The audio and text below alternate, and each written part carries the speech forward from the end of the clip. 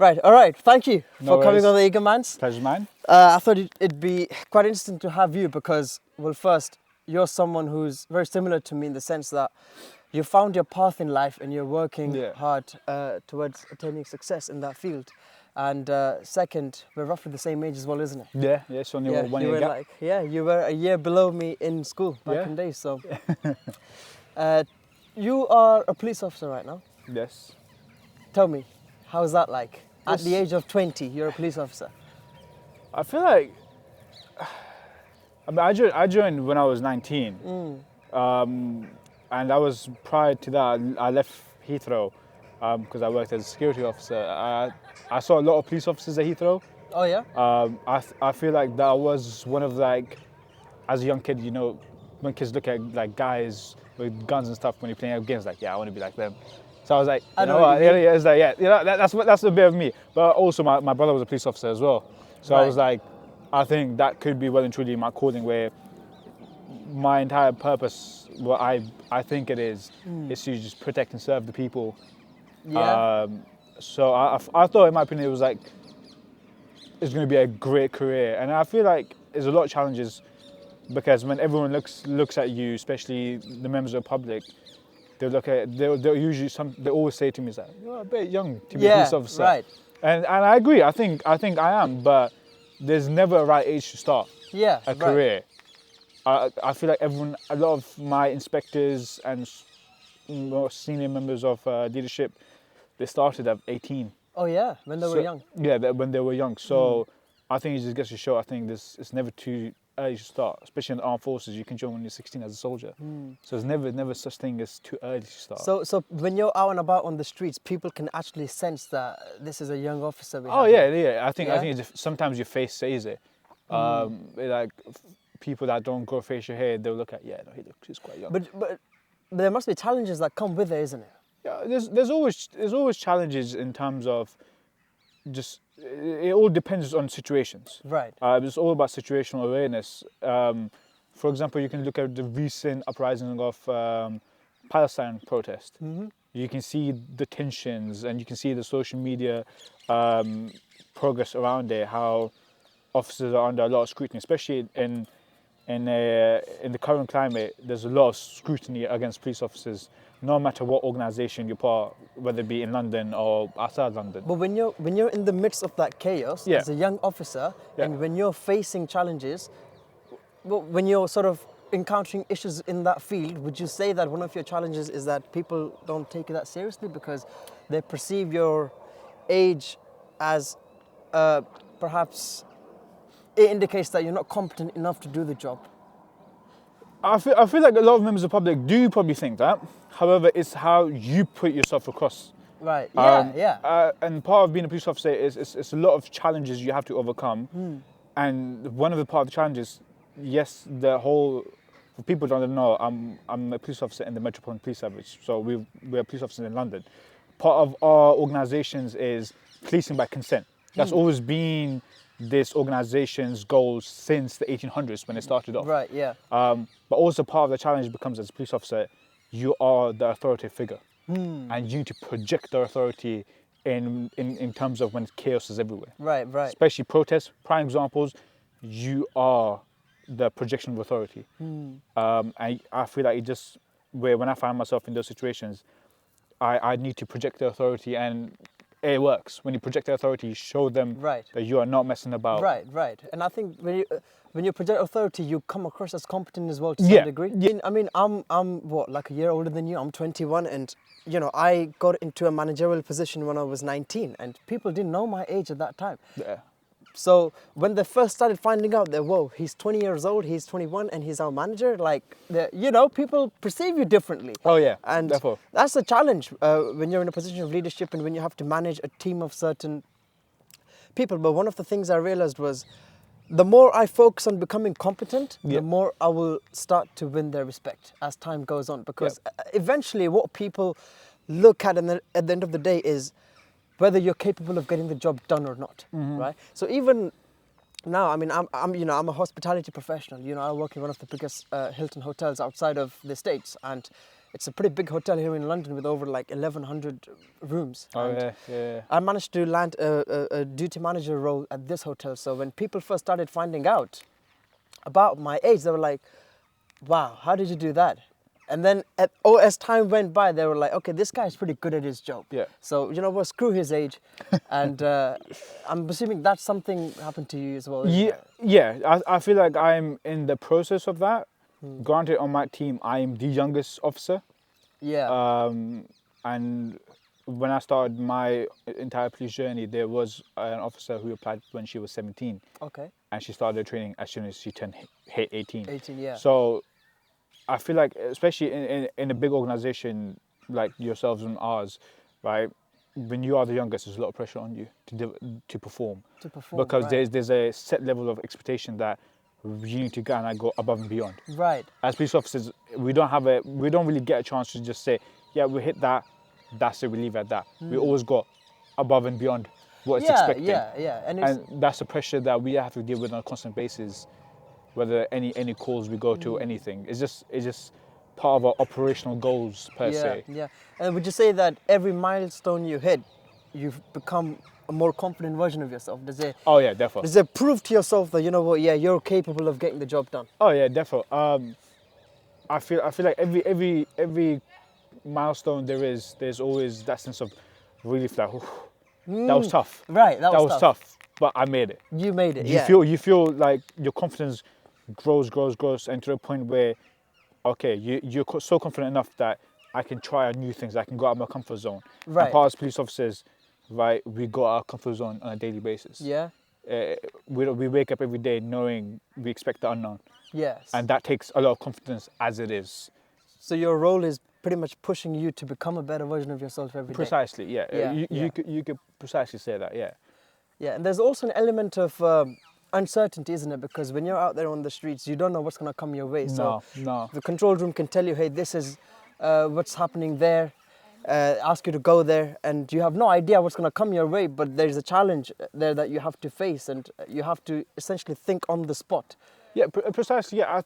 I feel like in training school, they can only teach you so much.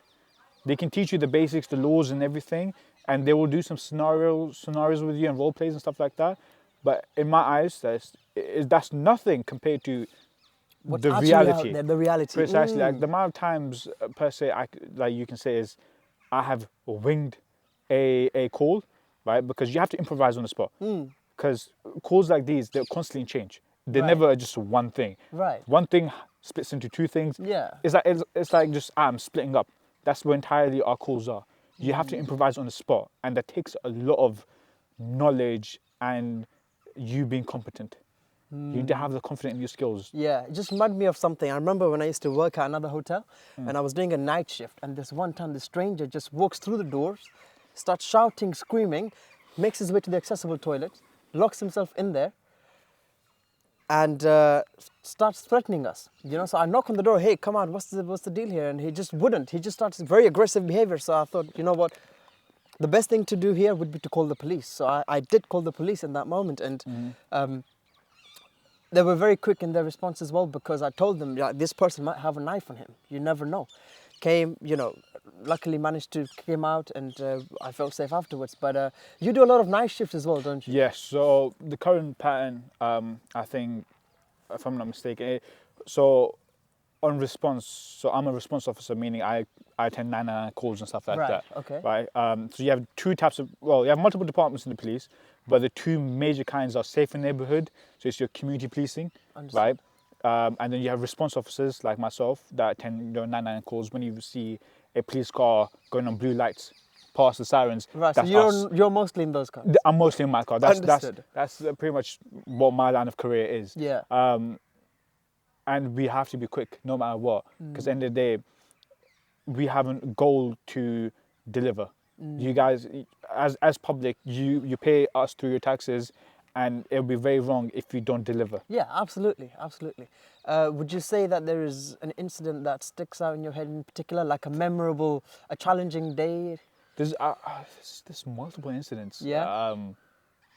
It's it's far too many instances where I can say that, yeah, that is sticks with it. I think every call does stick with you to some extent. Yeah. I think the probably most memorable one was, it was a police pursuit. So it was during a night shift, and we were driving around. One of our sergeants. So you have something called an area car. Okay. Area car is designed for pursuits.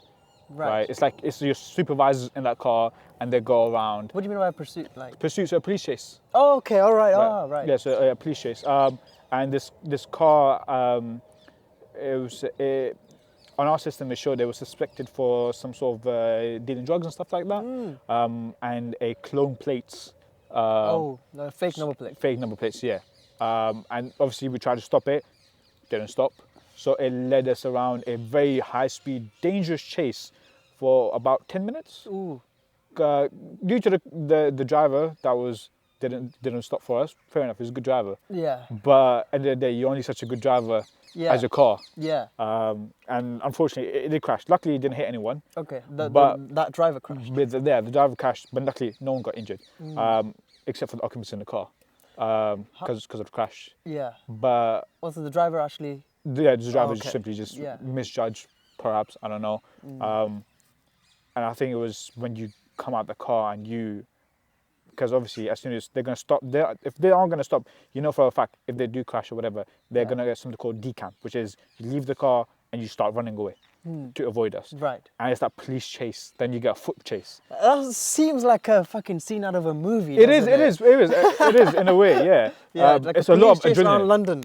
It is. It's a lot of adrenaline that runs through your blood, but you still have to be. You're supposed to somehow keep your composure, isn't it, in those moments? Yeah. But it's very hard to when you have adrenaline simply just rushing through your.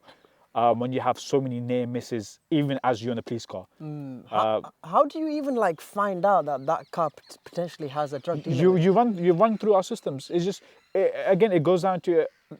You have to be professionally nosy in that sense. Okay, all right. As police officers, you in a way you are very nosy, but that's our job. Our job is to be nosy, to find know what's out happening around the city. because crime is whole point of when crime does happen, they do it in a way where a normal person can't see it.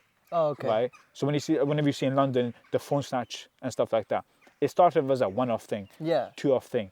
And then it took police officers to be very nosy to realize actually no, it's a whole underground operation. Yeah. Right. It's a 50 million pound business. Bloody hell. Right. But that's what I mean. It takes that professional nosiness in a sense to uncover that. I get you. And then that car that you were chasing late at night, did you manage to? Oh, we managed to get everyone. Yeah. We had police dogs. Trojan is our firearms officers that came. Our traffic officers came. Did you find drugs from that car? Yeah, we found a couple of drugs. Yeah. Yeah. So. Bloody hell. So yeah, I mean, anyway, it was a good day. It was a good day. You must have felt like you felt fulfilled. Like you I felt ticked the fulfilled. Yeah, box. I definitely felt fulfilled. But there was a lot of people. I think there must have been about 30, 40 people. I ended up on the internet for it. Yeah, so, really? So yeah. Do you face a lot of backlash? Oh yeah, as police officers we always face backlash. There's not a single day I can think about where I don't go behind backlash. Yeah. As officers we have so much scrutiny. Like for example, we compare ourselves to American police, right? You only go on YouTube, you see a lot of things where, shots fired, gunshots, civilians killed, suspects killed, right? In a sense that you don't see that here. Right. Right. But due to now the rise of knife crime, it did dip down a bit, but now due to the knife crime rising up again, you see that whenever there's for example, when you call and there was just a possible knife. Oh, okay. We come in at this level. Right. Right, because we know the levels here. Right. So we're gonna come either the same level or a bit above. Right. Right, in terms of force. Okay. Right. Okay. And obviously to normal members of the public that don't realise this, they'll probably think that's a bit excessive. Right. But they don't understand from our point of view that the consequences that someone could die from this. That someone can die from this. There was an incident in Germany where an officer was arresting someone and a guy came out of nowhere and stopped the officer in the neck. Oh my God. You see what I mean? The consequences of people not realising that we have protective equipment for a reason. Right? We have a vest for a reason. We have our handcuffs, our irritant spray, our baton. Some officers have tasers and guns and stuff for a reason. Because end of the day, in a sense, that it's a job that you should be proud of. But also in the sense, there's a very minute population that think that, like, you know, fuck the police, this and that, right? And we have a target on our back. Right. In a way, as soon as you wear the uniform, you are a target for them. Right. So you have to be very careful, and this is why we come under a lot of scrutiny because of this. But you know, those sort of comments like "fuck the police" and whatever, we don't care about the police, they normally come from those low-level wannabe gangsters, isn't it? Sometimes, yes.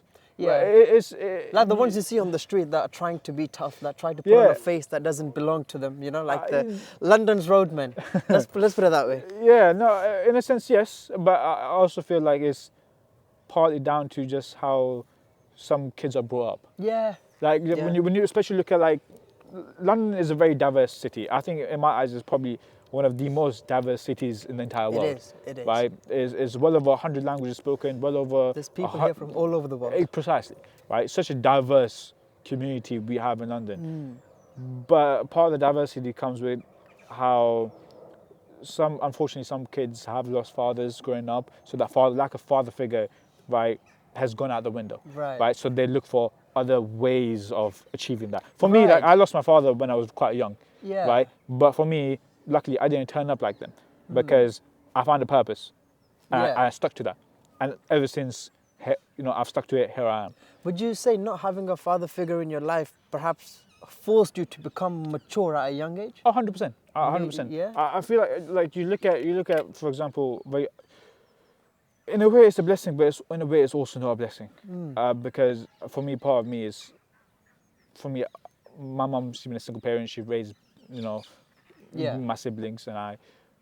When I look at in my eyes, a proper family, a dad, so on and so forth, it kind of hurts in a way, right? But in a way, I'm very grateful that I know I have a lot of knowledge compared to them. Right, yeah, because life basically forced you to just grabbed you by the scruff of your neck and threw you out there, like, precisely, just chucked me in the deep end. Yeah, just chucked you in the deep end, like, and get up on your feet. You kind of just have to figure out, and I feel like I have figured life out on a very early stage. Yeah, you seems to be on a pretty good path, man. Precisely, I think there's a lot of lost guys out there. 100%. You know, 20 years old, 21, 22, 25, there's 40-year-old kids walking out there, you know, around the streets, and they don't know what to do. And then when I see someone like you, it's worth admiring, you know, it's worth all the respect in the world. It's a very challenging thing, especially losing your family members at a younger age, because it's a very traumatic thing, to say the least. But also as police officers, there's a fun little statistics we learned when I was in training school, that as police officers, you will experience 7 times more traumatic events than a normal member of public. Like on average. Right. Wow. So on an average, if you put that in perspective, as a member of public, you'll probably experience 4 to 5 traumatic events in your entire life. Yeah. As police officers, we're looking in hundreds. Close to 1,000 traumatic events. Yeah, my first ever traumatic experience was with you, so I can't forget that, you know. So for those of you that don't know, he's also my neighbor as well. So yeah, I remember when my arm went through. That was a funny story. So this is when I was 17, I was 18. Yeah. So fun fact, he can't cook. He can't cook. On the other hand, I can. So I made him some food, and at that time I was going to Army Cadets, so I dropped him some food off. And this guy came out of the shower with his towel. So as a joke, I thought it'd be funny enough to pretend I'm going to pull my towel. But obviously, I'm not going to do it out of respect. But my foot got stuck in the door, and this brilliant chap had a smart idea to put his hand against a glass pane. Well, I was pushing the door in an attempt to close it. I tried to get my foot out. So you don't get to pull my bloody towel, right? And then my hand slipped from the wooden part that's in the middle of the door, right in the center, onto the glass pane that's on the side. Went right through it. That's when the first cut happened. Yeah. And then when I pulled it back out again, that's when the major injury, the deep cut occurred. An artery cut. Yeah. The whole point, I was trying to get my foot out. Yeah, oh my God, I thought you were trying to pull my fucking towel. I was trying to get my foot out, mate. But that was a crazy incident. I think that was like, I think because whenever you join cadets, you learn for basic first aid. Yeah. I think in any cadet force, you will learn basic first aid skills and stuff like that. Yeah, that's what I and mean. You, that- like, that you was did a the day. great job at. That was the day I think I prevented pretty much from you dying. Yeah, I think you You did. lost a lot of blood. I lost a lot of blood that day. If I'm not mistaken, I think you lost about 2 liters worth of blood. Your body only contains about 5 liters of blood. Yeah. You lost a massive chunk I of think blood. the nurse said around 1.5. 1.5 is it? Yeah. That's what the nurse said. I remember saying her. That was a around lot of blood you 1.5. lost. Yeah, but you did a really good job at like covering the wound up and applying pressure, and I was like, okay, you nearly took my life, but then you also saved it as well. So you made up for it. Fuck it. In a sense, I played God. In a sense, I played God. Devil and the God. Quite literally, yeah. But do you feel proud? From that. From your accomplishments so far Yeah, in your life. in a sense, yes. In a sense, yeah. I've compared. I avoid trying to compare myself to others because I feel like you get nothing out of comparing. Yeah, of course. Because my goals and your goals are two different things. Yeah. Right? Everyone goals in life is different. The only person you should be comparing yourself to is yourself. the you yesterday. Yeah, precisely. Yeah. Yeah. Like, how can you just improve? I feel like yes, I'm proud in a sense that at the age of 20, right, I've accomplished a lot more than a lot of people ever did. Absolutely. In a sense, that's a great thing. Yeah. But I'm always hungry for more.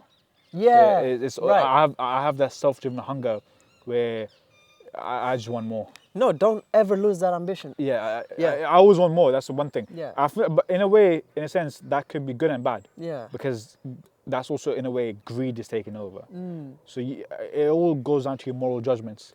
Yeah, but then also it's like be ambitious for more. Yeah. But have the humility to sit down and learn from those. Precisely. That You are have up to learn there. from your mistakes. And Yeah, stuff yeah. like Don't that, get arrogant. Like one of the downsides of attaining success at a young age is the fact that arrogance begins to seep in at some point.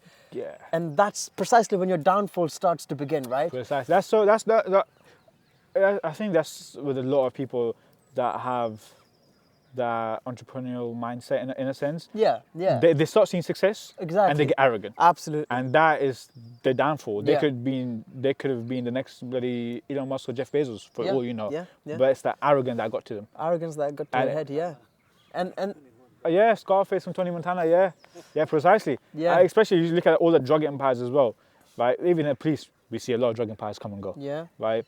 But again, end of the day, who still stands? We yeah, still stand absolutely. because we have the humility to learn.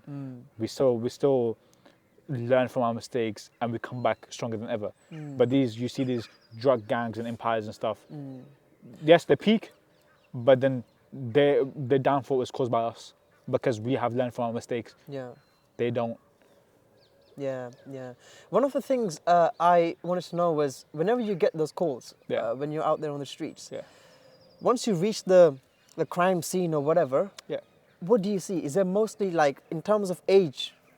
Who are the ones that are causing most Depends. trouble? It all depends because as police officers, not every call is the same. Yeah. Like not every day is the same, right? So it all generally just depends on what we go to. Like we go to, and it also depends on borough-wise, Okay. right? Because I have to work in East London. East London, you will see a lot of things go down, Yeah. right? But compared to I don't know some borough like Richmond, not a lot of things goes down here, Yeah. right? It's a very peaceful area. Yeah. It all just depends, call But- to call. But I can't per se specifically say what is Right. the just general cause because the probabilities are too much, Okay. right? It's Okay. just too much of a gap for me to pin down. But for example, knife crime, right? It is usually young kids, younger adults, Right. And obviously, as police officers, we have understand that we have understood Yeah. that is the root cause of knife crime and gangs and stuff by young kids that get criminally exploited into gangs because they see a bit of money. Like for example, when we were young, right? Forget inflation and stuff. If someone gave you £100 for just carrying a bit of drugs and giving it to someone else, seems like an easy job, Yeah. and you get given £100. In our time, that was a lot of money. Yeah. You'll be living lavish for a whole month with £100. Yeah, You know what I mean? yeah. Right? But that's what I mean. Now we're growing up, £100 for us is nothing. But for kids that have nothing, like for example, like they come from a very poor family, right? The £100 is a lot. £100 is a lot. Yeah. And that's where the greed comes in, where yes, I want more money, I want this, I want that. Is that what incentivizes them to go Precisely, down that route? it is that. So that's what one of what we call is criminal exploitation. So child criminal exploitation, right? It's pretty much it usually happens on estates, Right. in more deprived areas of London, right? Estates where some kids don't have father figures or parents are working extremely hard to make ends meet, Yeah. and obviously they see the family struggle, they see it because as kids you are very honest, you see everything. Yeah. Right, but when you grow up, you try to turn a blind eye because it hurts you It deep does down. hurt you. And their intention is not bad in any way. And when they start off, is the They're just intention trying not to bad? provide for their family. Precisely. Yeah. As a young age, life is forcing them to provide them for the families because they see the struggles, and when they start dealing drugs, right, whether it be just handing off, moving drugs from point A to point B or product from point A to point B, and they get 200, 300 pounds. That's a lot of money for them. Yeah. They feel like, in a sense, they that's feel accomplished. fuel for them to That's keep fuel. on going. And that's the hunger. Yeah. So, especially in a lot of like drill songs you see, they will probably say something along the line, this life chose me. Or I had no choice but to do this, and so on and so to forth. do this. Yeah, yeah, right? yeah. Because in a sense, they are right. Because they see the struggle and they want to provide for the family. But then what is the aftermath of that? Because Yeah. once you start dealing, in a way you're on the debt. It's like a rabbit hole. You just go. Yeah, You just end up going down. it's yeah. a rabbit hole. It's Yeah. no way out. The only two ways out, from my eyes, is either you die doing gang feuds and stuff like that, Or you end up in prison. or yeah, you end up in But then prison. there's very few that probably manage to get out of There's that a very narrow fine hole. line you have to Yeah. cross. So would you say that there's a lot of young men in London that are causing trouble? In a sense, yes. Yeah. In a sense, A lot of young troublemakers. there's a lot of young troublemakers, but I think it goes down to just traditional, like how tradition is. For us from South, like we're from South Asia, we cause a bit of ruckus. You see how we are dealt with very quickly. You know what I mean? Yeah, right. yeah. In a sense, borderline child abuse. Yeah. Right. That's how we're dealt with. Yeah. Here, right. I feel like it all goes down to just how you were grow up. In my eyes, the way I was grown up, my mum was in the army. Right. So discipline was of the utmost. Utmost. I can Right. imagine that. And me messing about, I'll quickly get dealt with very quickly. Very quickly. Here comes the belt. Yeah. Or here comes the stick or a slipper or whatever. Yeah. Right. It's like a universal thing for Universal mothers. thing, yeah. Right? But as soon as I came to the more like Western world, You probably sense more freedom. yeah, it was a lot more freedom. In a way, I felt a lot more brave to do stupid stuff. Okay, I know what you mean. Right, Yeah, yeah. you felt- Because you knew deep down that the consequences wouldn't be As what severe. as severe and what they would Right, be. yeah, if they were precisely. back home. Yeah, and I feel like it's because coming to the Western world as an immigrant is very hard. Right, your parents are working a lot to make ends meet, and because of that, you get that freedom. So you get to mess about, You get to mess about.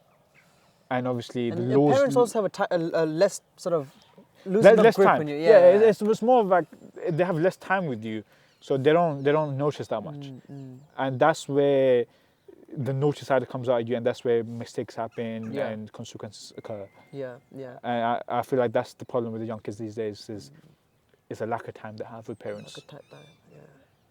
Did you have to do like a fitness test to become a police officer? Oh yeah. Yeah? Every emergency services has a fitness test. Okay. For police, in my eyes, I think it's a bit low. Okay. It's a 5.4, which is about 3 minutes of running. This is, I think, in my opinion, that's very low. That is very low. Very low. I think most people But- can run for 3 minutes. Is there like a certain speed or distance you have to run? Or? No, mate. It's Just literally run for 3 minutes? It's a bleep test, mate. It's Oh, a 15-meter bleep test. We used to do that back in school. Yeah, man. exactly. Yeah, yeah. Right. Fitness standards are very low to join the police. You think they should be higher? 100%. Yeah. 100%. Yeah. I think as police officers, we need to be on top of like fitness. If we don't have time, at night time, right, this job drains you. Yeah. Your social life takes a massive hit, right? And I've noticed that. All my friends group, right, it's kind of just gone. My friend is pretty much my colleague at work. In a way, that's sad, Yeah. right? And it takes a hit on you massively because you're working 6 days on, sometimes 7 days, sometimes even 8 days. I work 9 days in a row, Right. with 2 days in between, a rest, Yeah. right? When you work 2 earlys, 2 lates, 2 nights, you're working pretty much the whole week. What time are you going to get with your friends that are from uni or whatever and stuff? Yes. Yeah, That must be dreadful for your. Oh yeah, it is. yeah. Mental health is a very big thing in police. Yeah. But luckily, the organisation has realised that, and they have invested millions into Yeah. mental health. So we have a lot of Supporting resources. the officers, So yeah. officers are supportive, right? But in the sense of how quick they get the support, it varies. It Yeah, all okay, varies, okay. right? But everyone's very supportive. Everyone understands Yeah. how life is and how it messes you up, and it goes down to the traumatic events we see. Yeah, but has like this schedule affected your social life? Oh, 100%. It Yeah. has. I've literally seen my social life just kind of go down the hill massively. You're not spending as much time with your friends and family. Yeah, and yeah. Out I barely there see in the my world mum. as you were. Yeah. I barely see my mum and my sister and my brother. Yeah. Right, let alone my friends. Yeah. Right, if I can't, I barely see my immediate family. Hmm. So that just gets to show you how much of a sacrifice as police officers we make, and that goes unnoticed very quickly. Yeah, it does go noticed very quickly. Because in your times of need, we're there. We're there to support you. Yeah. But in our times of need, who's there to support us? Who's there to support you guys? Yeah. In And a if anything, sense. all you receive is a lot of backlash from Yeah, people yeah, who are yeah. failing to see the effort you're putting in on a Yeah, day-to-day basis to keep the city safe. day Yeah. in, day out, officers work hard. Yeah. Day in, day out, right? No matter what time it is, we are there. We are there to support you during your hardest times. Yeah. Right? We do so much. Like, you can look at some terrorist attacks that have happened in London, and people have unfortunately lost their lives. Some of them are police officers who have lost it Yeah. in the line of duty, but that goes unnoticed. Mm. We started in 1829. Yeah. So, London. So, apart there's another police force that's older than us, but we are the second oldest. Okay. But in terms of the world, right, UK has the most oldest police force. Oh wow. Right. So you can tell from 2 centuries, we have been working day in day out to provide that sense of security and comfort for normal members of the public. Keep the city going. Keep the city exactly. Yeah. Like we are. I'm not saying anything bad about other lines of work, but in a sense, we are the foundation. Emergency services are the foundation of this country. But obviously, if you don't get the respect, you can see how quickly it goes to mayhem. Yeah. Like Yeah. the Southport attacks, right? The riots, that was proper riots. That wasn't even considered protest. People were destroying buildings, burning buildings, police cars and trucks being flipped over. But who was there to restore order? Yeah. We were. Yeah. What did you guys do? Instead, you cowered away in your buildings. Yeah. So in times of those, right, we are there, even though, yes, we are shit scared, we still have to display that confidence Right.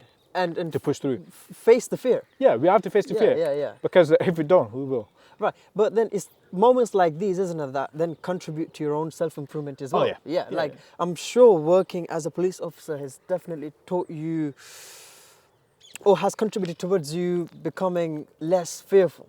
Right? Oh, yeah. Yeah. Yeah, therefore. Like there's been multiple incidents where I have to go calls where, yes, there's a knife, active suspects on. So suspect on the radio. Whenever you hear, if you ever walk past a police officer and you hear on the radio, suspect on, that means suspect's there. Okay. So double time and we need to get there very quickly to get this guy. Yeah. And there are some incidents where there's a guy with a knife Yeah. and we're in a standoff. In a way, it's a Mexican standoff of he knows he can't run away anyway because Right. he's surrounded. So he has either two choices. He either fights and dies Yeah. or arrested. Right. Now, what choice you take, that's down to that person. Yeah. But 9 out of 10, they resist a lot. Yeah. So unfortunately, we have to use our force that we are given. Would you say that after joining the police force, you began to see the transition from this young kid from high school to then becoming an adult in real life out there in the world?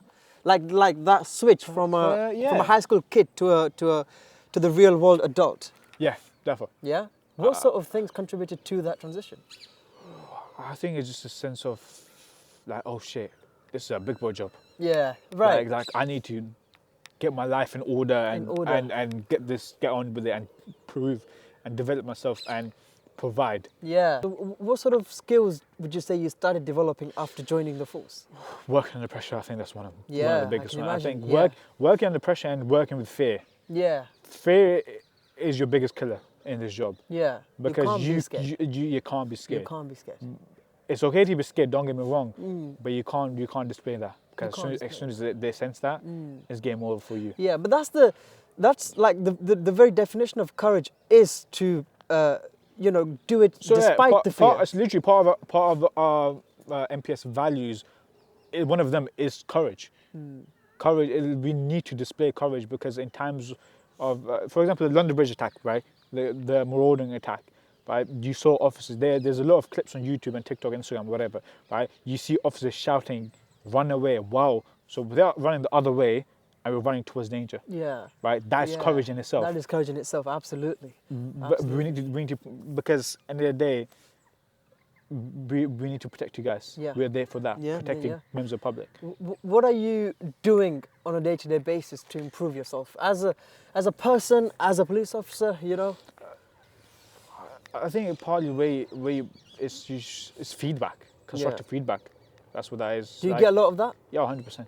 Yeah. As police officers, you always get. Like we always, like when we go to calls, we always, once the call's done, we sit down with your colleague, and you just debrief, right? Right. And you learn from your mistakes, and that's part of what makes you a very good police officer. Yeah. You learn from your colleagues, you learn from mistakes, you learn from people that have years and years of experience. Yeah. Right. In a sense, you are learning from the best. You're learning from the so best. you become the best. The whole point of this job is you become the best. Yeah. Right. Like, What about your the physical aspect of your life? Are you staying consistent with gym? Do you go to the gym very often? So in a way, yes and no. Okay. Because I remember you used to go a lot back in the days. I used to see you in the gym pretty much at least 3 or 4 times a week. Oh yeah. I used to go gym five times a week religiously. Yeah. But it's, again, it goes down to the schedule of police officers. Okay. It messes you up. Right. Right? Yeah. Because you become so less motivated and you're like, oh, I'm so tired, I don't want to do this, I'm lazy, and that. Right? You have to develop that motivation. Yeah. It's a lack of motivation you lack as police officers sometimes. Yeah. Like in terms of when you go to job, we don't lack motivation to do jobs, but it's the motivation to progress ourselves. Yeah, progress. But recently I have started again. Do you remember when we spoke about you hiring a personal trainer? Oh yeah. Yeah, speak more about that because you never believed in having a personal trainer. Yeah, I never believed. So I never believed. I thought having a personal trainer, all that stuff was bullshit. Okay. Right. But then I quickly realized, no, actually it isn't. Yeah. It's down to what type of personal trainer you have. Okay. So my personal trainer, he's ex-army. Okay. And funny enough, I'm literally in the middle of doing my basic training. Right. So I need to get my fitness levels up and all that stuff. This is why I run a lot, I go to gym a lot, so on and so forth stuff, right? And part of that PT, like the personal trainer, he's ex-army, he's an ex-officer, right? So in a sense, he not only makes you fitter for the army, but also in a sense, he teaches you how to be better in the army. Yeah. Right? To accomplish your goals and achievements that you wanted to ever be achieved in the army. Yeah. So this is why, for me, like, me and him had the same goal. Yeah, okay. I had the goal, okay. And in my eyes, he was the one that can help or assist me, like, achieve them. And precisely, he's been doing that. I think is fantastic. Yeah, I mean, the only thing he's going to do is help you speed up that process. Precisely. Yeah. It goes down to back of like I'm always hungry for more. Yeah. This is one of them. Yeah, it's gonna, and you're limited on your time, so you can't afford to make silly mistakes. Precisely. You know, have someone who's already. You need to have a set schedule program, and that's one of them. Yeah, like I was exactly the same as you. Before I used to think there's no need for a personal trainer because everything's out there on the internet. Precisely. Then I was like, okay, but there's an itch that I need to scratch, and so I hired a personal trainer. And then I was like, hold on a second. There's stuff he's teaching me that he's making me do that I would have never learned from the internet. Oh yeah, definitely. You know, and he has contributed so much in my development. Yeah. It's unbelievable. Oh yeah, I think it goes down to speaking about that you have that itch. Yeah. Right, then you need to scratch. Part of that was for me to climb a mountain. Yeah. And last day, I went ahead and done it, and I was like. Was that in Wales you went? Yeah, so it was Wales. It was Brecon. I went Brecon Beaks. So summit itself is nearly a kilometre above sea level. Yeah. And it took a lot. We went in about 3 a.m. We started hiking. Yeah. Pitch black, rains everywhere. Wow. You can't see a single fucking thing ahead of you. Yeah. Right. But at the end, we done it. Yeah. I had an itch that I scratched. And it goes down to that hunger you have. Yeah, yeah. That's precisely what I wanted. I got it. It's a box we need to tick, man. Hiking in Wales. We need to. We need to do that along yeah. with Nick as well, because he loves hiking. So all 3 of us need to pack our bags one day and. I feel like summer will be a good time. Yeah, I think so. Yeah, and we're approaching summer as well, so we'll be doing a lot of interesting things, man. Yeah. But yeah, the sun is setting and it's getting darker, so we should end it. But I just want to say thank you for coming. Thank you for sharing your journey, your lifestyle. Yep. I wish you all the best of luck because you're a man full of ambition. And, Likewise, mate, likewise. You've got the hunger to, go out there and conquer it. So Yeah. do it.